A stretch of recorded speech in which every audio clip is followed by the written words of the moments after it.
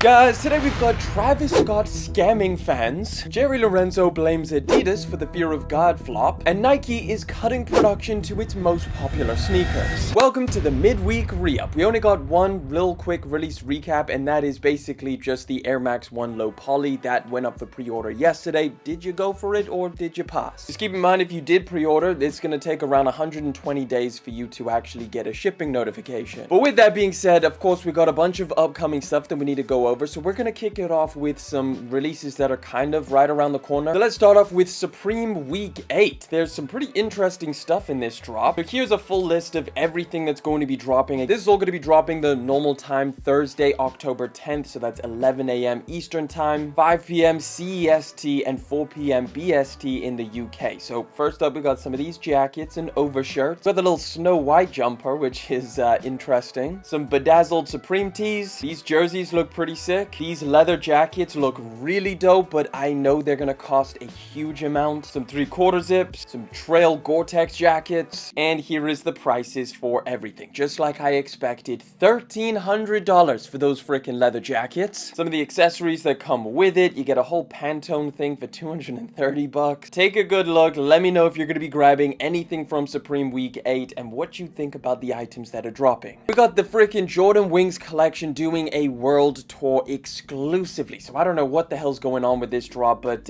it's going to be releasing in Japan exclusively on October the 19th. So this is the $1,000 Jordan thing that they're doing, and it exclusively dropped in China earlier this year, and now they're doing a Japan exclusive. This comes shortly after the rumor that these were supposed to drop online because we had official images, and that definitely could still happen, and they could get a wider global release. So there's a pre-sale pop-up which is happening on the 19th and 20th, followed by a release at the Jordan World of Flight in Shibuya on October 24th. On October the 11th, we've got a pretty solid DTLR New Balance 1906R called the Starry Nights colorway. This is pretty loud, but not a bad pair. I think this shot over here makes it look the best. Just that kind of like that yellow and blue mixture with the orange laces is pretty dope. But yeah, other than these things looking pretty cool, there's not much to it. It's just another 1906R. Ding Young Zhang is doing another Adidas Samba collection, I guess. He dropped the black ones, was it earlier this year? But now we're getting two more colorways, a triple white and this one over here, the brown and red tongue version. I think this is a somewhat interesting collaboration because I do kind of like the puffy tongue. Definitely not a pair of shoes I'm going to be picking up, but hey, if you really liked what Ding Young Zhang did to the Adidas Samba and you like this interesting little flip, you got two more colorways. Definitely the triple whites are my favorite, but yeah, these are going to be dropping October the 18th. The Green Goblin Flightposites are going to be dropping on October the 30th. That is the metallic gold colorway, and yes, it's not the exact ones, but I think people are just nicknaming these Green Goblins now, because again, Green Goblin from the original Spider-Mans, he was wearing a pair of Flightposites that look very, very similar to this, and I don't mind it. I think it's pretty cool. All right, we got a little detailed look at a November release. This is the Air Jordan 11 Bred Velvet. So we're getting the Breds, but they are all over velvet, which now we can see them in full light with all of the different details. I mean, this person has the flash on, so they're looking extra strange just because of all of like the shininess of the velvet material. These are going to be dropping November the 11th for $225 in woman sizing only. So it's pretty much like this pair of shoes is pretty much exactly what it says on the name. Like, it is a Bred velvet colorway. Let me know what you think of these. Would you wear them? Oh, we just got our first look at the upcoming Air Jordan 3 Black Cats. Shape of these is looking pretty solid in my opinion. I mean, other than that, it does pretty much just look like a regular Black Cat retro. Like, there's nothing too crazy in terms of the differences. Only thing, maybe the shape from like previous versions, but that's about it. Now, this is literally the only image that we have, so it's a little bit blurry and it doesn't put this in the best light, but I'm sure we're gonna get some more very soon. We also have a release date. This is gonna be very, very soon, January the 11th, 2025. This is gonna be the shoe that kicks off a pretty insane year. We also just got first looks at the upcoming Fragment design Air Zoom Spiridon. So Nike is really trying to bring this model back and try and get, you know, some people interested in it. Obviously, we just got the Travis Scott version a couple months back, although that was like ridiculously limited and damn near nobody actually bought them. But it's interesting to see like they've got some heavy hitters in for this pair of shoes for its resurgence. So as far as like the looks of it, it's not that crazy in terms of the design. It's pretty much what you would expect from a Fragment drop. You got like the text on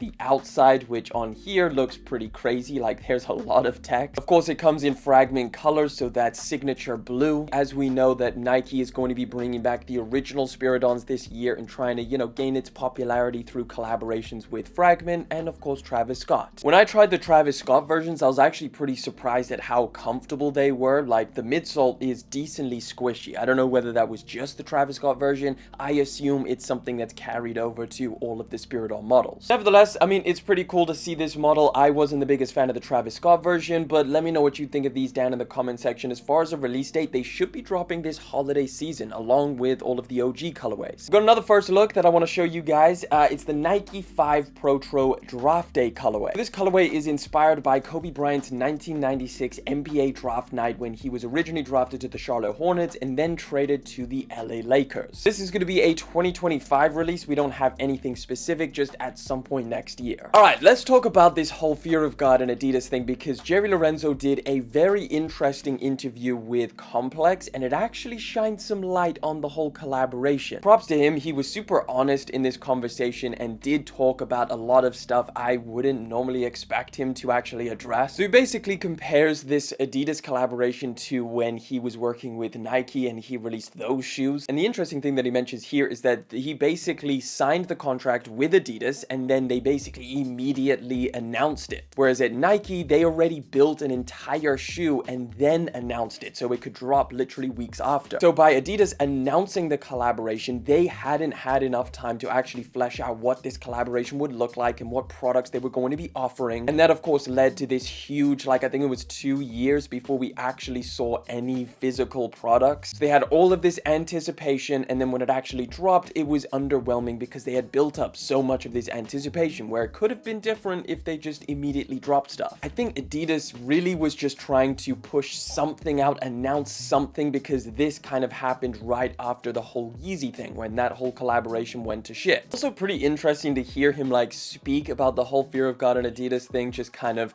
really acknowledging that it did flop. I mean, in my opinion, I think it's the price point. I feel like if this was more affordable, the entire collection, and it was priced a little bit more in line with the essential stuff, I think it would have done a lot better. But that's just my opinion. I'd love to know what you guys think about all of this and the entire Adidas Fear of God collaboration. If it was a flop to you, or did you actually like this stuff? Now, despite him saying all of this, they are still pushing forward with a bunch more releases, and we just got a little showcase of 2 upcoming sneaker models that should be dropping relatively soon. So here's a look at the 2 new performance hoop models that are going to be on the way. We've got this one, which looks pretty similar to the original one that they actually dropped, the Basketball 1 model, I think they call it. And then this one over here, which kind of seems like maybe a little bit of a budget version or something that's just a little bit tacked down. I do like the look of this one. It does seem a little bit more Adidas now for some reason. I think like Adidas maybe dropped stuff that looks pretty similar. I wonder how these are going to do, how the rest of the Fear of God Adidas collaboration is going to do, and whether people have already kind of made their minds up and are not going to be participating in any of these upcoming drops.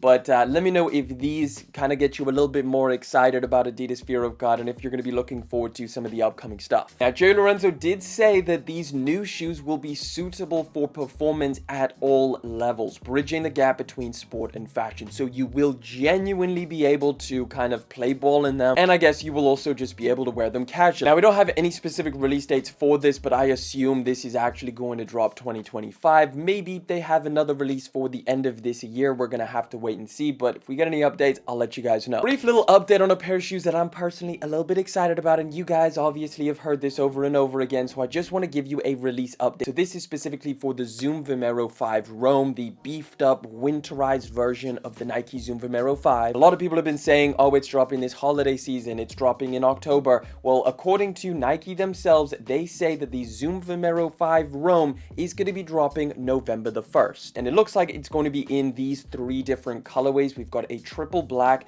a white and royal blue, and then this flax colorway. Oof, we got some better images of a pair of shoes that is looking very, very good. I love what they did with these things. This is the Kobe 6 Pro Retro All-Star 2.0. And man, they added this starry pattern and it kind of fades into the normal kind of, you know, Kobe texture that they have on the other side. So this shot over here really shows all of the stars that kind of move around the shoe, and then it just transitions over here so freaking beautifully. This is such a solid little design change. Just to look at them on foot, I think these things are so solid. Might be one of my favorite Kobe sneakers that I've seen. Like, just a really clean, plain, simple colorway, but some very interesting changes with the starry pattern that, you know, fades from one to the other.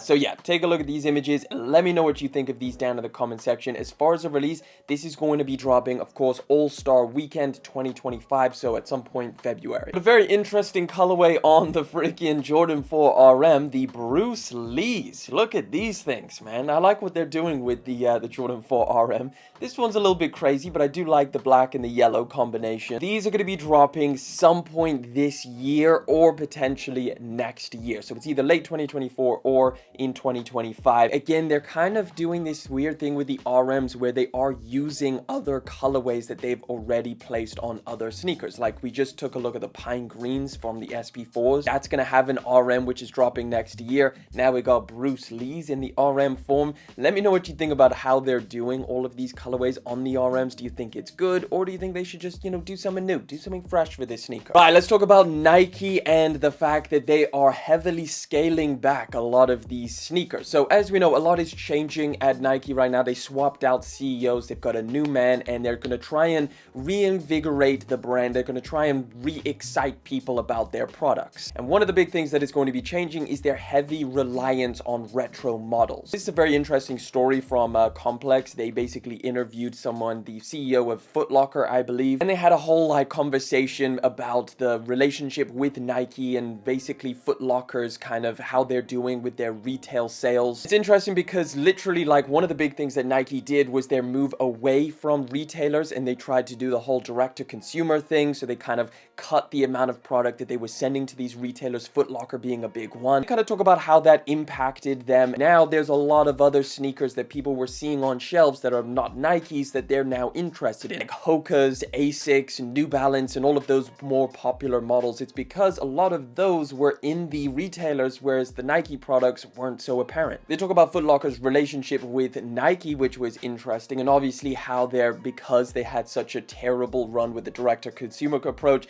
they're now going back to all of these retailers, and they're basically like, hey, you know what we did? It was a bit of a bad choice. They also spoke about how Nike is making less Dunks, less Jordan 1s, and less Air Forces, which I think is probably the best move for right now. I genuinely think people are sick and tired of Dunks, Jordan 1s, and Air Forces. Now, these are models that I think are always going to exist. These are kind of like timeless models, but if you cook the hell out of them, people are going to get tired of them. So the update is that Nike has now accelerated its reductions for those models, so the Jordan 1, Air Force 1, the Dunks, etc. What's interesting is that with this reduced amount of pairs of all of these shoes, they're going to be very strategic about how they distribute them to all of these different retailers. And then Foot Locker is apparently going to have the most amount of Dunks, Jordan 1s, and Air Forces out of all of the other different retailers. I think next year is going to be very interesting and might be one of the last years that we really see a ton of crazy retros that are being brought back, and I think they're going to really slow down,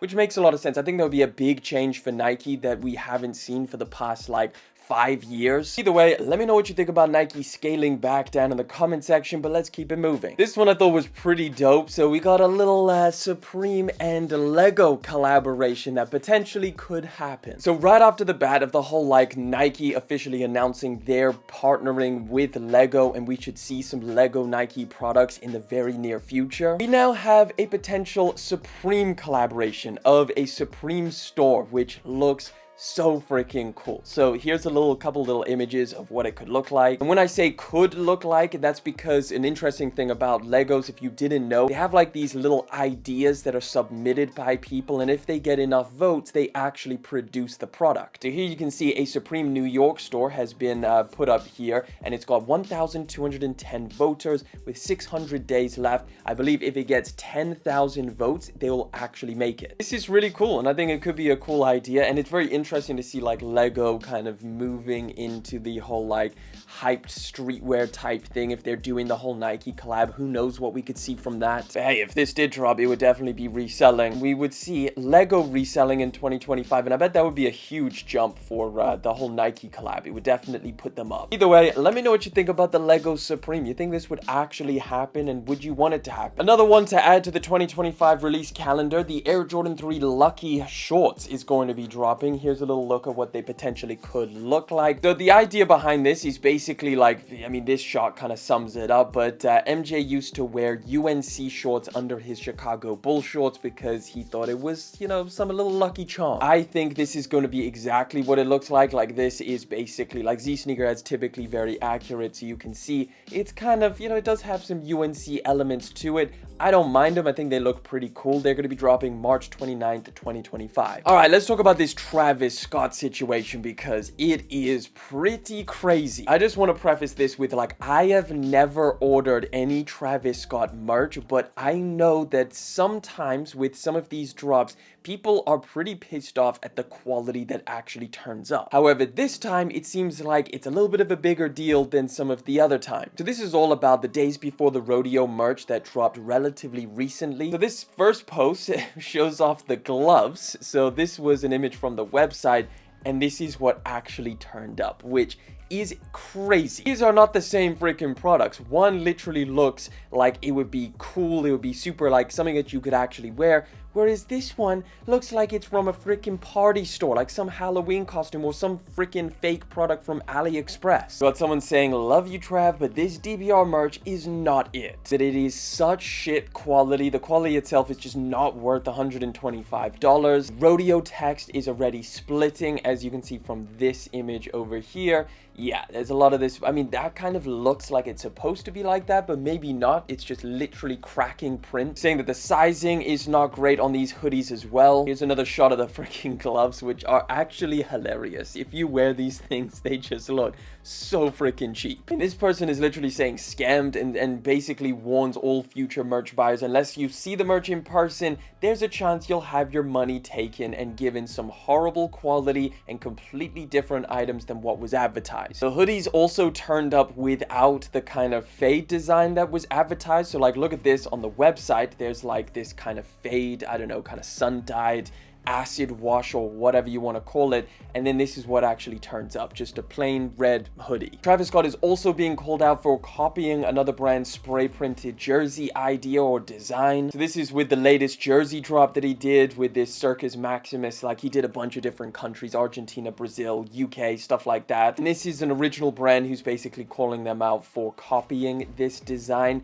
I don't know. I mean, it's hard to say with some of this stuff. They're definitely feeling like he is copying. Yeah, all of this on top of the already pretty bad reputation that Travis Scott has with this merch. Like, I have heard so many different stories of people saying how bad the quality is on Travis Scott merch in general. So let me know if you ordered any of this stuff, if you got it in, and what do you think? Is he genuinely scamming you? Is it just completely different from the website, or are you pretty happy with what you got? Let me know down in the comment section. But guys, that wraps it up for this midweek re-up. Don't forget to subscribe to the channel, and I can always keep you updated on what's going on. And if you want to check out another video, just click that one right over there.